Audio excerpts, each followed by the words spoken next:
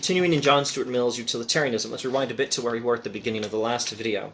Against this doctrine, that is to say utilitarianism, however, arises another class of objectors who say that happiness in any form cannot be the rational purpose of human life and action because, in the first place, it is unobtainable, and they contemptuously ask, what right hast thou to be happy? What right does a person have to be happy? Let's look at his response to this objection.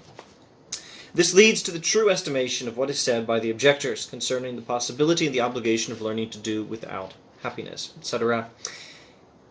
It is noble to be capable of resigning entirely one's own portion of happiness, or chances of it. But after all, the sacrifice must be for some end. It is noble to sacrifice your own happiness for others.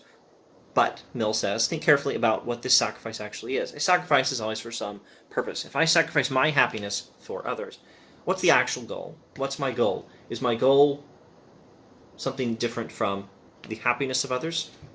Mill continues, it is not its own end. The sacrifice is not its own purpose.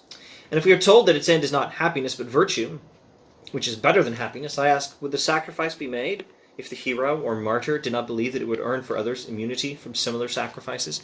Do we sacrifice happiness for virtue? Or rather, would we ever sacrifice happiness for virtue if we did not think that that sacrifice would make the same sacrifice?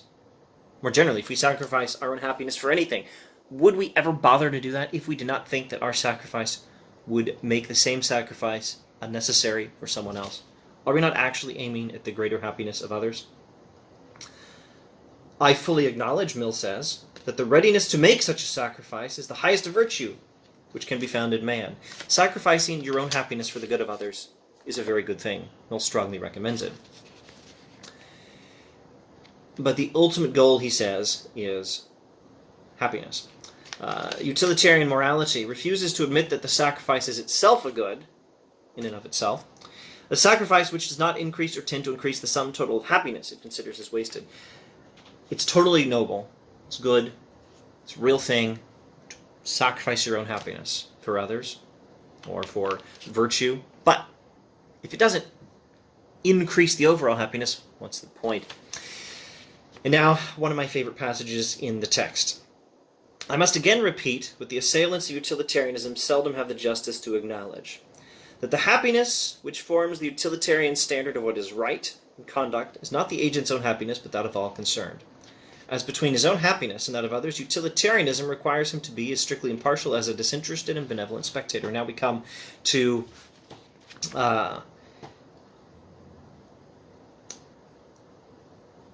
two sentences that are really crucial in understanding utilitarianism and I think somewhat unappreciated, or at least Mill's account of utilitarianism. In the golden rule of Jesus of Nazareth, we read the complete spirit of the ethics of utility. To do as you would be done by and to love your neighbor as yourself constitute the ideal perfection of utilitarian morality. The golden rule is the summary of what utilitarianism requires practically of you. Now, practically speaking, how do we go about this? What's our plan for making the greatest happiness on earth? As the means of making the nearest approach to this ideal, utility would enjoin first that laws and social arrangements should place the happiness, or as speaking practically it may be called, the interest of every individual, as nearly as possible in harmony with the interest of the whole. The interest of the individual, a personal happiness, ought to be understood as much in alignment as possible with the happiness of everyone. Now, this was also a central theme in Plato's Republic. It's not like between Plato and Mill. We wouldn't be able to point to any number of other sources if we had time. This is a central goal in moral philosophy to articulate the principle that my self-interest is aligned with the interests of others, that my personal happiness is achieved not in any way that is inconsistent with promoting the happiness of others, but much more likely by promoting the happiness of others. And to figure out exactly how that works in practice. Secondly, that education and opinion, which have so vast a power over human character, should so use that power to establish in the mind of every individual an indissoluble association between his own happiness and the good of the whole.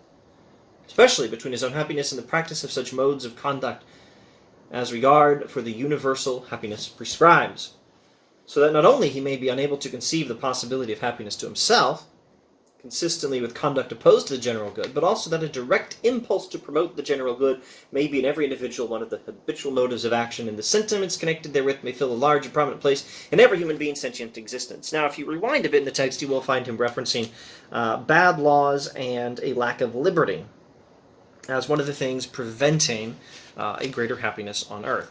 So Mill is also famously the writer of the book On Liberty. He's associated with the, how should we describe it? Let's say the libertarian wing of classical liberalism.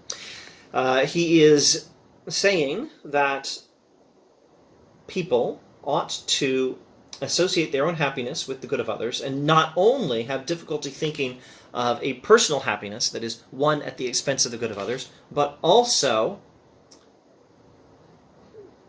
people ought to have a direct impulse to promote the general good. This should be a habitual motive of action. We should habitually seek the good of others. But keep in mind, this is